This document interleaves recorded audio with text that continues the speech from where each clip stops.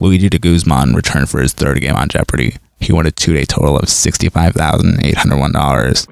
April signed her name when she was introduced. A lot of fans were curious if she was deaf. She posted on Instagram that it was for her friend who's hearing impaired. She replied to someone asking about it. I have a lot more to say about April. Ken Jennings' introduction was, "What a great start we had yesterday in season 39. Our champion, Luigi de Guzman, hit all 3 daily doubles, came up with 34 correct responses, and claimed his second victory with a total of $42,400. No Jeopardy champion has won over $42,000 since no less than super champion Mattea Roach did it in her 17th win back in April."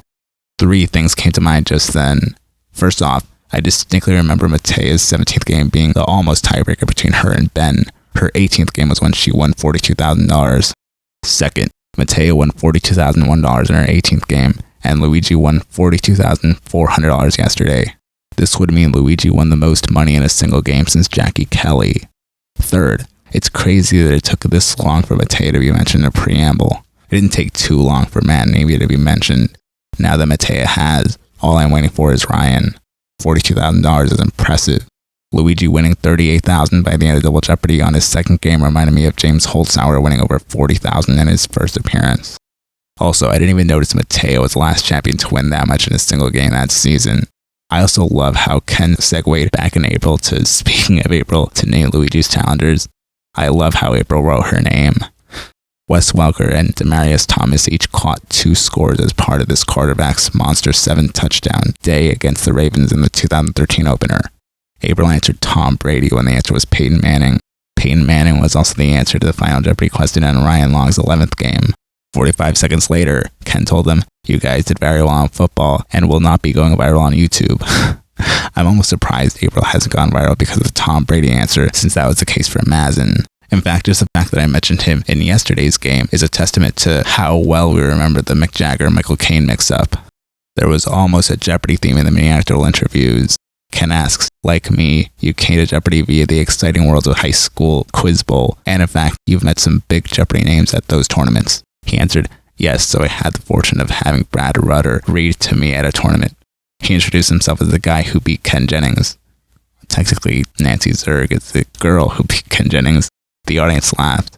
And then a couple years later, I got to meet you, and somewhere there's a picture of baby me with Ken Jennings about 15 years ago.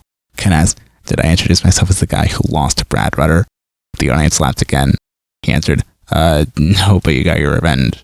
Ken ends by telling him, "That's what I usually do at parties." Wait, introduce himself as the guy who lost to Brad Rutter is what he does at parties?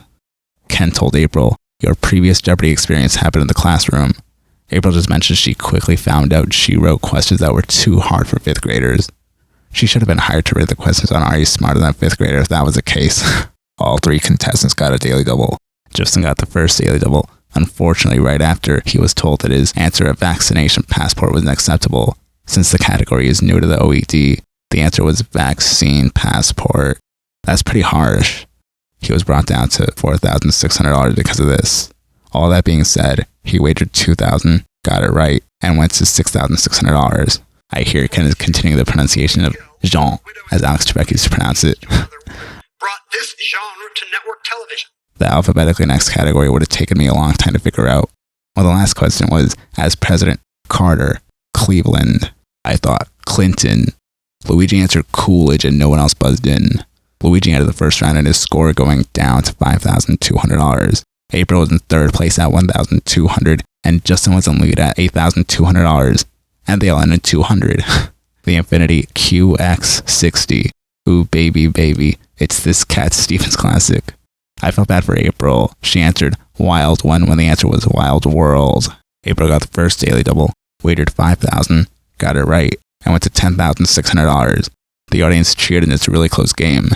April took the lead 30 seconds later. Luigi got the second daily double at Double Jeopardy, wagered $2,500, got it right, and went to $15,700. They ran out of time in Double Jeopardy. April took back the lead at the end of Double Jeopardy because they ran out of time. April was in the lead at $16,600. Luigi was only $900 away at $15,700, and Justin was in third place at $11,000 even. The Final Jeopardy category was the British royal family.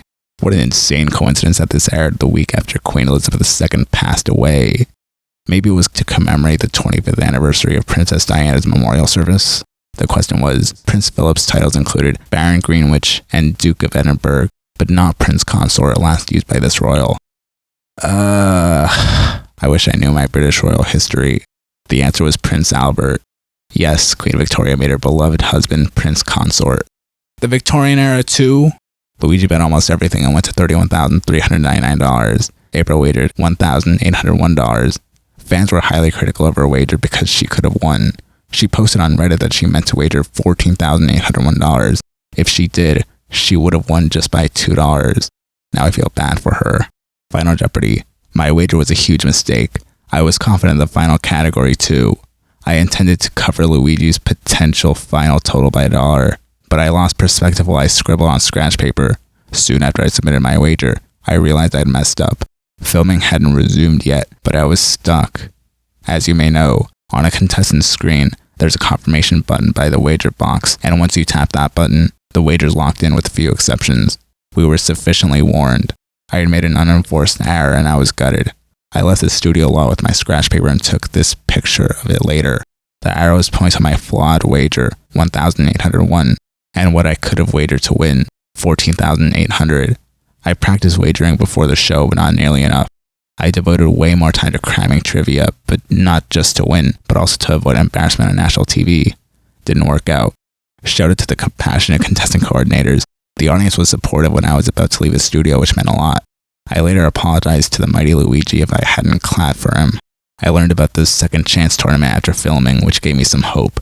Hundreds of contestants are still to come this season, and some will have stellar stats, so I may be a long shot. But I'm preparing, just in Tarbox's case. And that's what you missed on Glee. Love the reference. That was something else. It's only the second game in season 39, and fans are already saying that April should be in the second chance tournament. Luigi's now at a 3-day total of $97,200. Luigi actually did have the potential to win $100,000 in 3 days, and was the closest player to do so. He now beat Jackie Kelly for the most money won in 3 days since Amy Schneider. And since I mentioned James Holtzhauer at the beginning of this video, Emma Betcher won $97,002 in 3 days. The numbers are so close. Can Luigi pull off another exciting game tomorrow? And as always, thank you for watching.